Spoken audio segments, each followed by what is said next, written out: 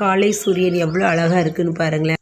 அமைதியான சூழல், சிட்டுக்குருவியோட சத்தம், சின்னதாக ஒரு கோலம் சூப்பராக இருந்ததுங்க. பொங்கல் முடிஞ்சு எல்லா வேலையும் நமக்கு ஸ்டார்ட் ஆகிடுச்சு. ஸ்கூலுக்கு எல்லாம் கிளம்பி போயிட்டாங்க. போனதுக்கப்புறமா துணியெல்லாம் நிறைய துவைக்க வேண்டி இருந்தது.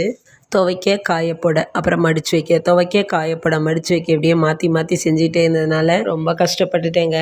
காய்ச்சலும் வந்துருச்சுங்க. இந்த சூனாப்பா துணி துவைச்சா காய்ச்சல் வரணும்னு எவனோ செய்வனை செஞ்சு வச்சுருக்காங்க. என்னைக்காவது ஒரு நாள் துணி துவைச்சா நமக்கு உடம்புக்கு முடியாமல் போயிடுது. இதெல்லாம் தேவையா உனக்குன்னு சொல்லிட்டு நானே நான் திட்டிக்கிட்டு அடுத்த வேலையை பார்க்க ஆரம்பிச்சிட்டேங்க. அப்புறம் மாடியிலேருந்து எல்லா துணிகளையும் எடுத்துகிட்டு கீழே கொண்டு வந்து மடித்து வச்சாச்சு. மாடிப்படி ஏறி இறங்குனதே என்னோட வெயிட் ஃபுல்லாக லாஸ் ஆன மாதிரி ஒரு ஃபீல் ஆயிடுச்சுங்க. இனிமேல் துணியும் துவைக்கக்கூடாது, மாடியும் ஏறக்கூடாதுன்னு சொல்லி முடிவு பண்ணி சபதமே எடுத்துக்கிட்டேங்க. உங்களுக்கு மறுநாள் தம்பிங்களை கலர் ட்ரெஸ்ஸில் வர சொல்லியிருந்தாங்க. அதனால் போயிட்டு வந்தாங்க. வந்த உடனே எனக்கு ஸ்நாக்ஸ் வேணும்னு கேட்டுட்டாங்க. இது என்னடா மதுரை பொண்ணுக்கு வந்த சோதனை, நல்லா இருக்கிறப்ப கேட்டாலும் பரவாயில்ல, உடம்புக்கு முடியாதப்ப கேட்குறானுங்களேன்னு சொல்லிட்டு ஏதோ எனக்கு தெரிஞ்ச கடலைப்பருப்பை வச்சு ஸ்நாக்ஸ் செஞ்சு கொடுத்தேங்க. நிஜமாகவே சூப்பராக இருந்ததுங்க.